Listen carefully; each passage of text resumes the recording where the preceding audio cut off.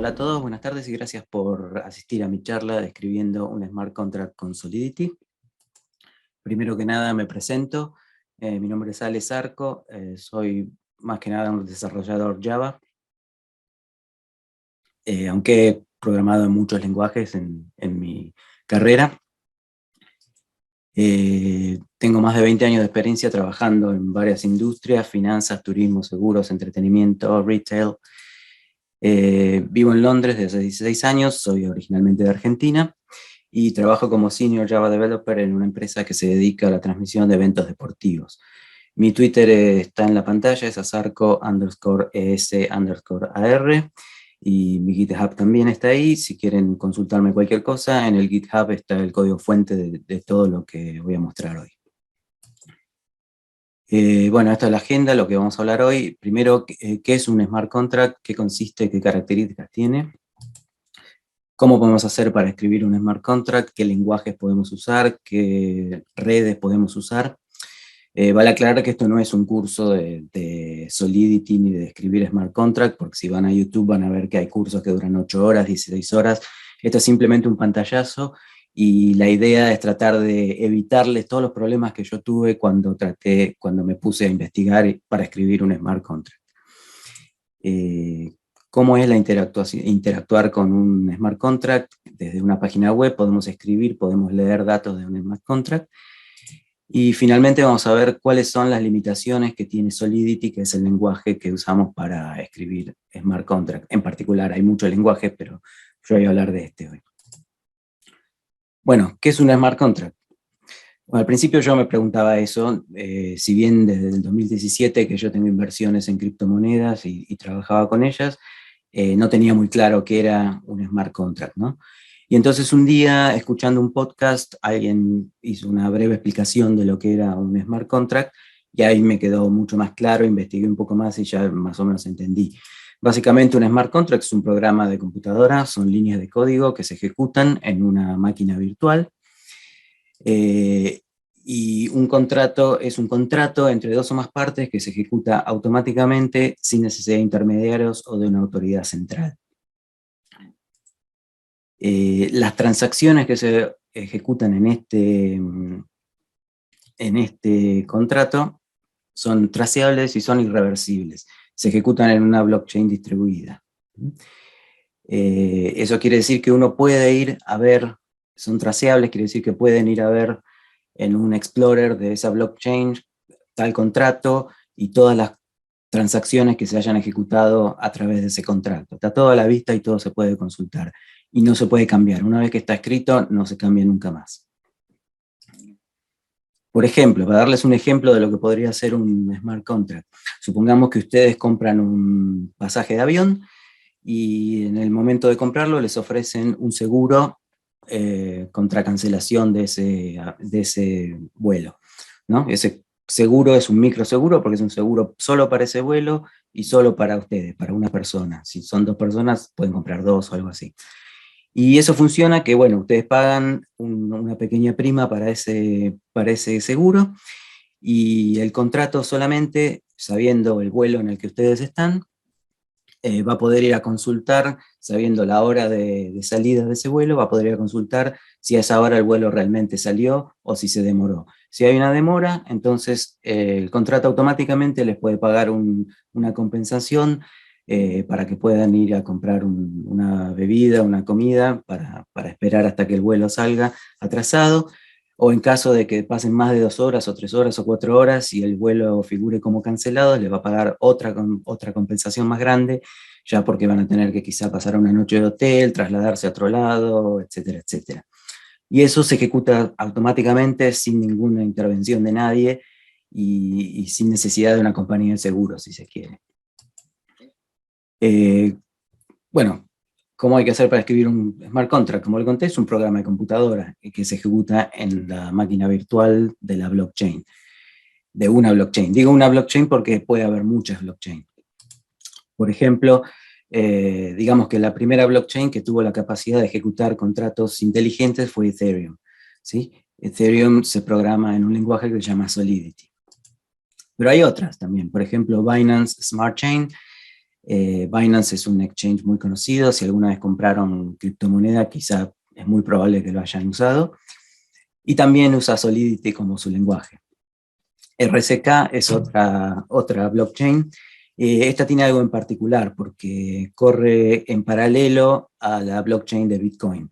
Bitcoin nativamente no soporta contratos inteligentes, entonces RSK sí le da esa posibilidad, y lo que hace RSK es correr al lado y juntar todas las transacciones y todos los resultados de las transacciones de los contratos, y luego las escribe directamente en la blockchain de Bitcoin. Hay más, por ejemplo, Solana. Solana tiene la particularidad de escribirse en el lenguaje Rust o en C++. Cardano, que Cardano se escribe en el lenguaje Haskell, ¿sí? O sea que Cardano y Solana no son compatibles con estas otras, aunque Cardano dice que en el futuro va a tener posiblemente compatibilidad con Solidity. Estas, en teoría, Ethereum, Binance y RSK son compatibles entre sí, pero la verdad es que siempre hay alguna diferencia, quizá algún cambio haya que hacer, pero básicamente es el mismo lenguaje y son las mismas cosas, así que en teoría debería funcionar. Ahora bien, para ejecutar un contrato inteligente hay un costo, y eso se llama gas. Y el gas viene de la palabra gasolina del inglés americano. Y es exactamente eso, es el combustible que necesita una transacción para llevarse a cabo. Si a un auto le tienen que poner nafta para que recorra 10 kilómetros, a una transacción para que pueda ejecutar, no sé, tanta potencia de procesamiento, tanto CPU, necesita tanto gas. Y ese gas se paga en cada blockchain con la moneda de ese blockchain. En el caso de Ethereum es Ether, en el caso de Binance es BNB, en el caso de RSK es RBTC, que es, como no corre directamente sobre la blockchain de Bitcoin, RBTC es una moneda que es 1 a 1 y está respaldada por Bitcoin y vale lo mismo que Bitcoin, pero si tienen que pagar un contrato en RSK, primero tienen que transformar los Bitcoin en RBTC. Solana usa Sol y Cardano usa ADA. Ahora bien, ¿cómo interactuamos con estos contratos inteligentes? En general se usa lo que se llaman DApp, Decentralized Applications, que son aplicaciones descentralizadas. En el caso de una aplicación centralizada, lo que pasa es que siempre los clientes se comunican con un servidor central, y ese servidor central después quizá interactúe con contratos, pero básicamente los clientes siempre pasan a través de una entidad que puede, por ejemplo, un banco, ¿sí? Eso es una aplicación centralizada. Un banco es una aplicación centralizada porque todos hablan con los servidores de esa aplicación. En cambio, una aplicación descentralizada, cada cliente habla directamente con el contrato, interactúa con el contrato directamente. No hay necesidad de pasar por ninguna entidad centralizada ni nada de eso. El código que se ejecuta para los contratos inteligentes puede estar en dos lugares, digamos, ¿no? On-chain quiere decir que ese código se ejecuta directamente en la blockchain, ¿sí? En la Ethereum Virtual Machine, por ejemplo. El lenguaje que se utiliza es Solidity, si vamos a usar Binance o Ethereum. Y debido a que esto se ejecuta en la blockchain, hay ciertas limitaciones que las vamos a ver dentro de un rato. Y el código off-chain es cualquier otro código que se ejecuta, que pertenece a la misma aplicación, pero se ejecuta en cualquier otra parte, ¿sí? Y entonces puede ser cualquier tipo de código. Puede ser JavaScript, Java, Python, cualquier cosa. Y esto se va a ejecutar en el browser, se va a ejecutar en un servidor en la nube, se puede ejecutar en una aplicación desktop. El límite es la imaginación, puede ir en cualquier lado. Ahora, ¿cómo se me ocurrió? ¿De dónde vino mi intención de investigar contratos inteligentes? Resulta que yo estaba en un grupo de Telegram con gente que hablaba sobre criptomonedas y todo eso, y alguien salió y dijo, ¿por qué no hacemos una especie de pronóstico del precio de Bitcoin, no sé, a la semana que viene, y el que ponemos todos un poco de dinero, y el que gana se lleva todo el pozo? Y buena idea, El problema es que quién mantiene el dinero, cómo lo manejamos, alguien tiene que preocuparse por eso es un grupo de Telegram, nadie se conoce, hay suspicacias, entonces como que es complicado hacerlo. Entonces me pareció que eso era una excelente idea para un contrato inteligente. Así que supongamos que tenemos acá un contrato inteligente que acepta un pronóstico, que el valor de cada pronóstico es 0,01 BNB, que hoy por hoy son aproximadamente $3,50, y tiene una comisión del 10%, quiere decir que de todo lo que el pozo acumulado, un 10% se usa para pagar los gastos del contrato y para el administrador para tener una ganancia también, ¿no? Ya que lo hice y lo puse en funcionamiento. Entonces supongamos que la gente empieza a hacer sus pronósticos, uno pronostica que el precio va a ser 10, otro 12, otro 8, y llegado el momento que el contrato vence, cuando habíamos dicho que teníamos que saber cuál era el precio, se dispara una llamada a una API externa para ver cuál es el precio de Bitcoin en ese momento, y supongamos que es 8,5, y entonces el contrato automáticamente va a buscar entre todos los participantes quién es el que más se acercó, o quiénes son los que más se acercaron al precio del Bitcoin, y le va a pagar el pozo menos el 10% que queda en el contrato. La verdad que esto parece bastante simple, porque supongamos a alguien que tiene un conocimiento de JavaScript con experiencia, es un programa muy simple, es ingreso de datos, guardarlos en algún lado, llegado un momento, ya hacer una llamada a una API externa, y después simplemente calcular quién es el ganador y pagarle. ¿Cuánto le puede llevar? 3 horas con un HTML básico y algo así. Pues no es tan así, no es tan simple. Tampoco es tan complicado, pero no es tan fácil. Cuando quieran empezar a trabajar con Solidity, van a ver en la documentación que recomiendan usar Remix. Remix es un entorno de desarrollo para Solidity que corre en un browser y que está bueno porque tiene todo en un solo lugar. Por ejemplo, pueden escribir el código, le va a hacer autocomplete, le va a mostrar la sintaxis, también les permite hacer el deployment del contrato, llamar a los métodos del contrato directamente, o sea, para probar y todo eso es bárbaro, sirve. El problema es que al correr en un browser es un poco limitado, no hay manera de guardar los archivos, hay que guardarlos directamente a GitHub o buscar alguna otra manera. No se puede hacer el deployment en cualquier lado, el autocomplete no es tan bueno, etcétera, etcétera.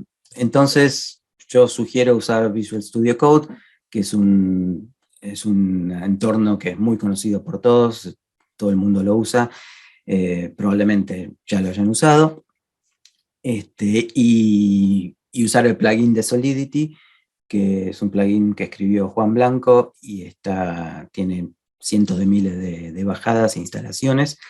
Es digamos, el plugin ideal para esto, que les ofrece la compilación, completación de código, linting, etc. Lo que no permite es hacer el deployment del contrato y ejecutar método de contrato. Para eso vamos a necesitar otras herramientas.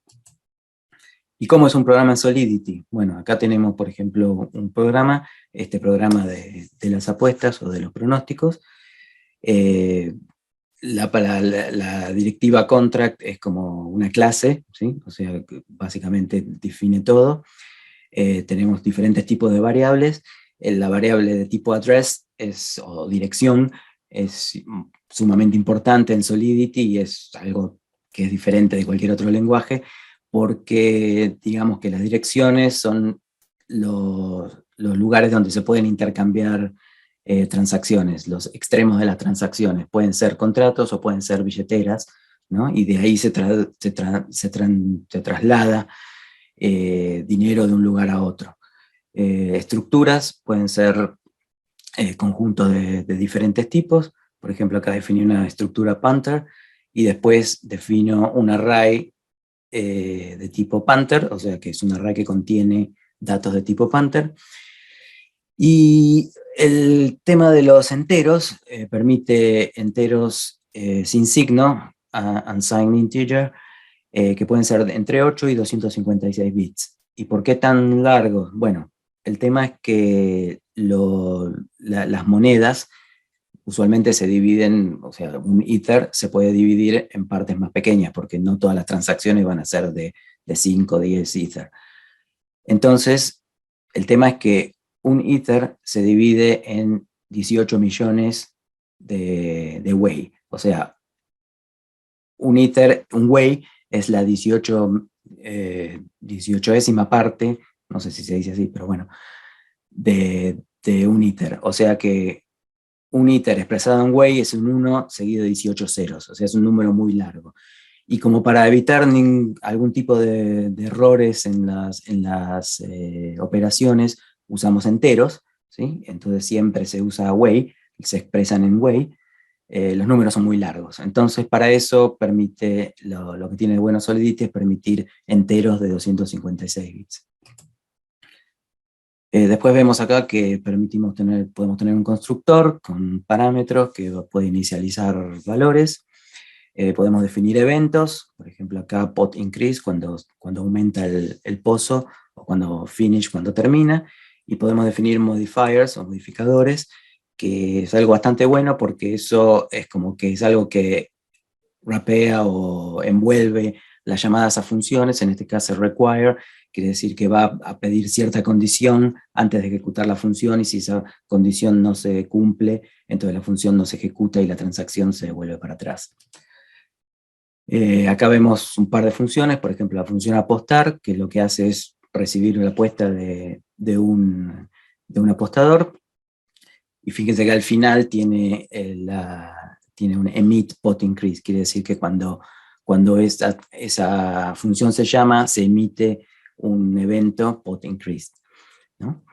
Y después vemos que la siguiente función tiene el modificador onlyBy, porque ese es lo que resetea el contrato para inicializar, para comenzar de nuevo, y entonces solamente permite que el que llame a la función reset sea el dueño del contrato, si no, no se puede llamar y se anula la transacción.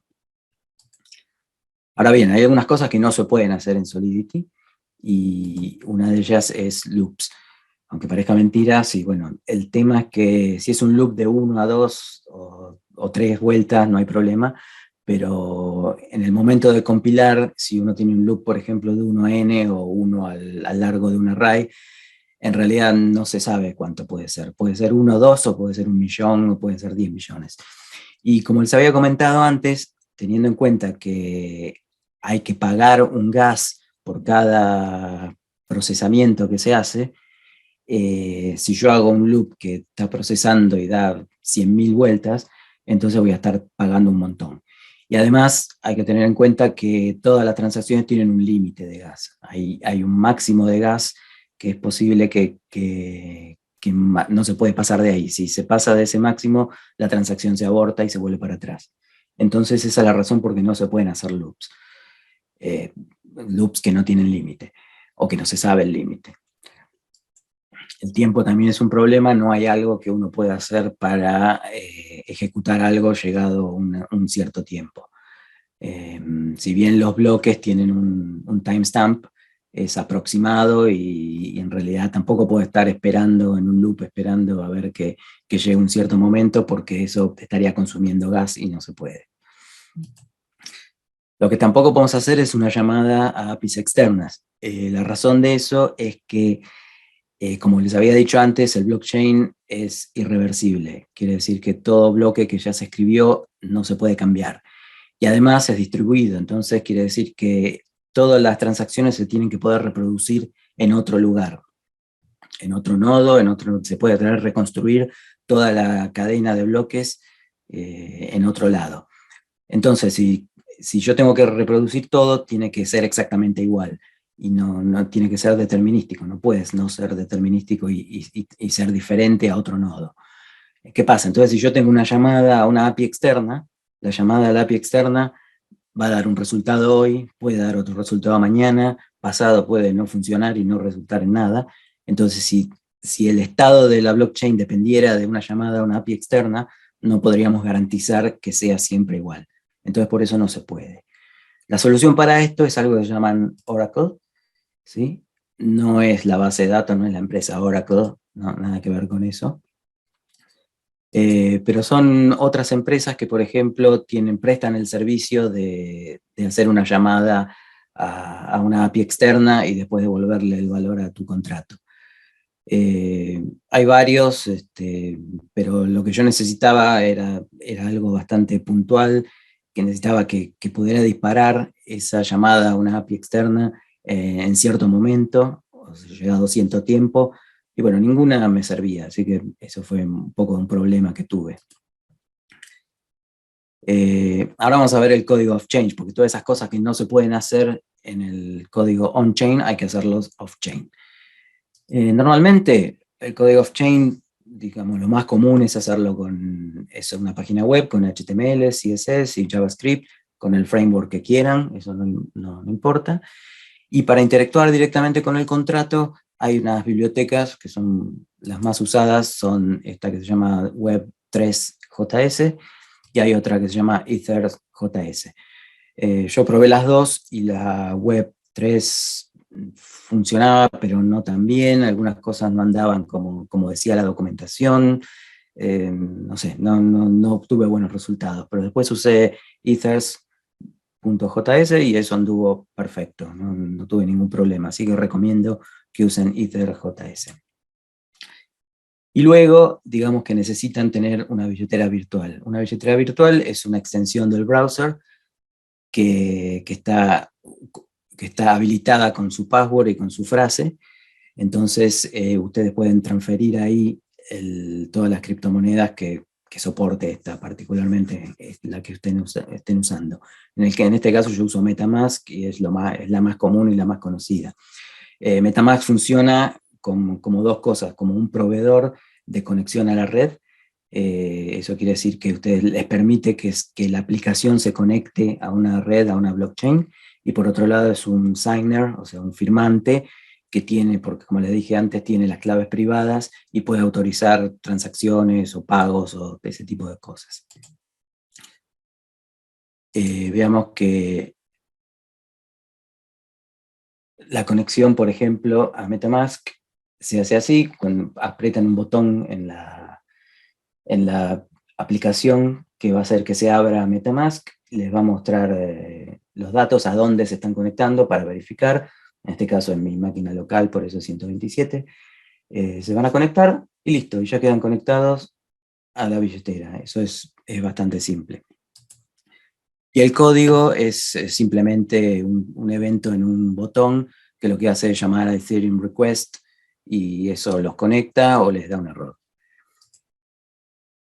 Y luego, por ejemplo, en el caso de hacer una apuesta, en la aplicación ustedes pueden ingresar el valor del precio de Bitcoin que quieren usar, hacen la apuesta, se abre la billetera, les dice que la apuesta es por 0,01, que les van a cobrar un gas o una comisión de 0,001307 y el total que es la suma de las dos cosas. Una vez que la confirman, puede pasar unos segundos, en la red de Ethereum viene bastante congestionada y a veces puede llegar hasta durar horas, pero en Bitcoin es más, ahí está, ¿no? Se cambió al pronóstico a 2, el pozo acumulado aumentó, y entonces ya está su apuesta puesta ingresada al contrato.